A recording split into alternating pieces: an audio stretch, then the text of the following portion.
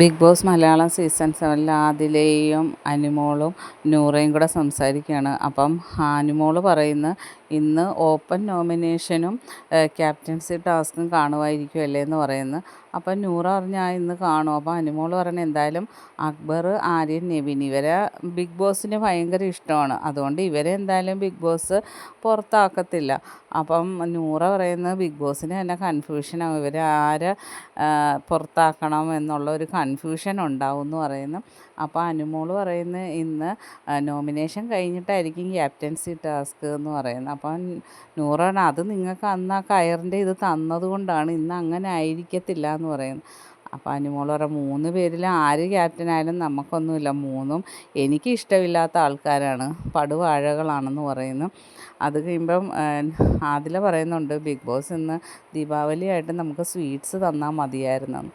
അപ്പം അനുമോൾ പറയുന്നത്, എന്തായാലും ഇന്ന് നോമിനേഷനിൽ 4 പേരെങ്കിലും എന്നെ നോമിനേറ്റ് ചെയ്യും. അപ്പം നൂറ് പറയുന്നത്, ഞങ്ങളും ഉണ്ടാവും മോളെ, ഞങ്ങളും കാണും, ഞങ്ങളെയും നോമിനേറ്റ് ചെയ്യുമെന്ന് പറയുന്നത്. അപ്പം ഓപ്പൺ നോമിനേഷൻ ആകുമ്പോഴത്തേക്കും നമുക്ക്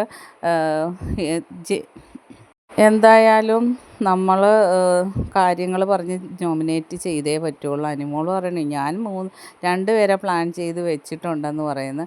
അപ്പം നൂറ പറയുന്ന, എല്ലാവരും നല്ലപോലെ കളിക്കുന്നവരാണ്, പക്ഷേ നമുക്ക് 2 പേരെ പറഞ്ഞല്ലേ പറ്റുള്ളൂ. അപ്പോൾ ആദില പറയുന്നു, അതങ്ങനെയാണല്ലോ അല്ലെങ്കിലും, പിന്നെ നീ അല്ലാതെ എന്തുവാ ഈ പറയുന്നതെന്നും പറഞ്ഞ് നൂറയെ വഴക്ക് പറയുന്നു. എല്ലാവരും കളിക്കുന്നതാണെങ്കിലും നമുക്ക് എല്ലാവരെയും നോമിനേറ്റ് ചെയ്തേ പറ്റുള്ളൂ, അപ്പോൾ അതുകൊണ്ട് അവർ നമ്മളെ നോമിനേറ്റ് ചെയ്യും എന്ന് പറയുന്ന. പിന്നെ ഫുഡിനെ കുറിച്ച് അവർ സംസാരിച്ചുകൊണ്ടിരിക്കുകയാണ്.